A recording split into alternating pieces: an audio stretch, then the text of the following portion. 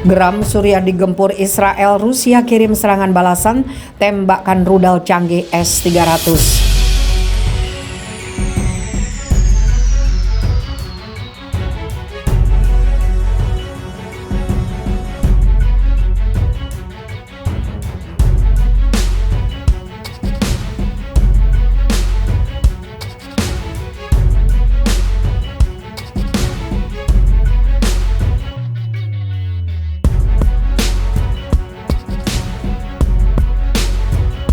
Pasca serangan Israel yang dilakukan di wilayah Mashhad Suriah, pasukan militer Rusia dilaporkan melayangkan serangan balasan dengan menembakkan rudal S-300 yang menyasar jet tempur Israel. Serangan ini merupakan serangan balasan atas tindakan militer Israel pada Jumat lalu, di mana Israel saat itu menyerang wilayah Mashhad, termasuk pangkalan militer Iran di barat laut Suriah. Serangan yang menewaskan 5 orang dan menyebabkan 7 orang luka-luka itu sempat dihalau oleh militer Suriah, tetapi tangkisan ini dinilai tidak berhasil. Militer Suriah saat ini berusaha menembakkan puluhan rudal untuk menghalau pesawat Israel, tetapi sebagian besar tembakan disebut tidak efektif. Jet tempur Israel akhirnya meninggalkan wilayah tersebut setelah pasukan militer Rusia menembakkan rudal canggih S-300. Merespon tindakan ini meski tidak secara khusus merujuk pada serangan Rusia, Menteri Pertahanan Israel Benny Gantz menyebutkan bahwa tidak ada yang mampu menghalangi tindakan Israel di Suriah yang disebut sebagai upaya agar Iran tidak mentransfer senjata canggih melalui wilayah Suriah. Pernyataan ini merujuk pada tuduhan lama yang disematkan Israel kepada Iran yang dianggap mensuplai amunisi canggih pada kelompok teror Hizbullah Lebanon melalui wilayah Suriah. Israel akan terus bertindak melawan setiap musuh yang mengancam dan mencegah transfer kemampuan canggih dari Iran yang membahayakan warga Israel dan merusak stabilitas seluruh kawasan, ucap Gantz seperti dikutip Hops.id dari laman Time of Israel. Insiden bentrokan yang melibatkan pasukan militer Israel dengan Rusia ini merupakan yang pertama kalinya terjadi sejak hubungan kedua negara terus memburuk di tengah konflik Rusia-Ukraina yang masih berlangsung hingga saat ini. Ketegangan kedua negara ini dinilai mengkhawatirkan bagi pihak Israel yang selama ini telah melakukan ratusan serangan ke wilayah Suriah dengan dalih mencegah pengiriman senjata ke kelompok Hizbullah melalui wilayah Suriah. Sebagai informasi, Rusia merupakan sekutu dekat Presiden Suriah Bashar al-Assad. Selayaknya sekutu dekat, Rusia memang memiliki banyak pasukan yang beroperasi di negara tersebut. Tidak hanya itu, di sana Rusia menempatkan berbagai pertahanan udara canggih termasuk S-300. Rudal S-300 sendiri merupakan senjata yang diberikan Rusia secara cuma-cuma kepada militer Rusia pada tahun 2018 lalu. Tidak hanya rudal, kala itu Rusia juga mentransfer 3 batalion ke militer Assad meski keputusan itu sempat ditentang keras oleh Israel dan Amerika Serikat. Sebelum konflik memanas, Israel dengan Rusia sebenarnya telah menciptakan perjanjian yang disebut mekanisme dekonfliksi untuk mencegah keduanya terlibat bentrok di Suriah. Bahkan tahun lalu pada pertempuran yang dilakukan PM Israel Naftali Bennett dan Presiden Rusia Vladimir Putin di Sochi, keduanya menegaskan bahwa kedua negara sepakat akan terus menjalankan kesepakatan itu.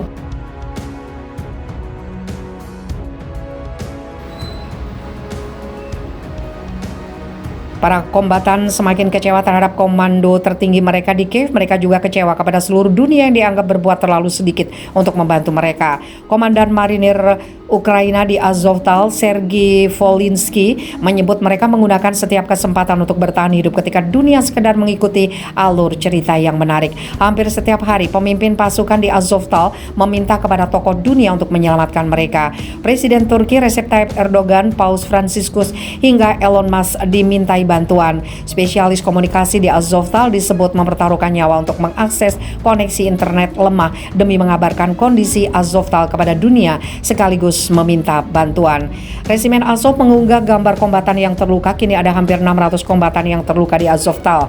Jumlahnya terus bertambah. Kami kekurangan perban, obat-obatan, antibiotik, kami hampir tidak punya perlengkapan. Mereka yang terluka mati setiap hari karena mereka tidak mendapatkan perawatan yang layak tepat waktu, kata Palamar. Pada Maret lalu, Presiden Ukraina Volodymyr Zelensky berkomunikasi langsung dengan para komandan di Mariupol. Ia meminta pasukan di Mariupol mencoba mundur dengan upaya sendiri. Akan tetapi, pasukan pertahanan di Mariupol tidak bisa melakukannya. Sebagaimana diwartakan Kiev Independent, pasukan di Mariupol menganggap mundur hanyalah bunuh diri jika tidak disokong tembakan dukungan dari militer Ukraina.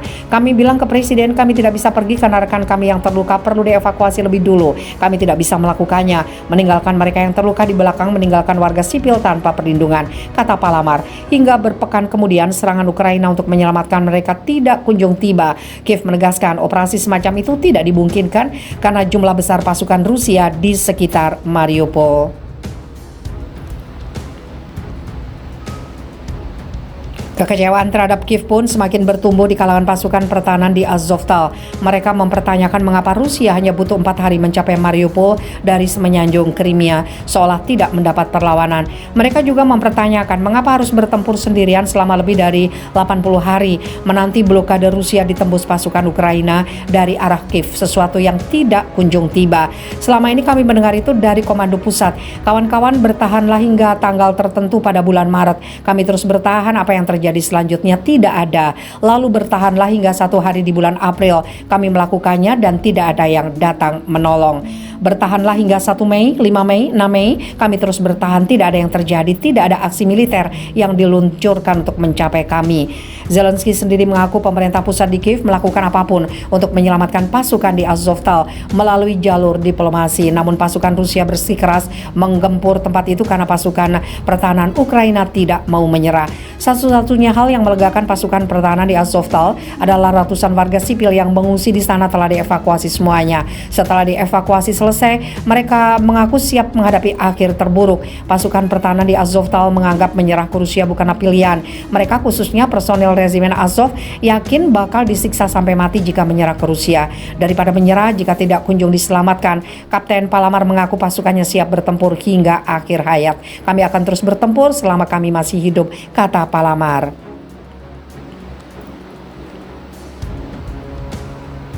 Tidak ada yang mematahkan semangat kami berjuang demi rakyat Ukraina dan seluruh dunia yang beradab. Kami paham bahwa jika kami tidak berhasil di sini, Vladimir Putin akan bertindak lebih jauh. Meskipun demikian, Palamar mengaku para penjaga Mariupol masih memiliki secerca harapan. Mereka menunggu keajaiban bahwa Rusia bersedia membiarkan mereka pergi dengan kehormatan. Kami memprioritaskan hal yang kami lakukan demi negara ini, bukan untuk kami secara pribadi, kata Palamar. Akan tetapi sebagai wakil komandan, saya meminta dunia, para politikus dan pemimpin opini untuk mengintervensi dan menekan Putin via organisasi internasional tentang evakuasi pasukan pertahanan Mariupol. Ini harus dilakukan secepat mungkin. Kita sedang berbicara tentang hitungan hari dan jam.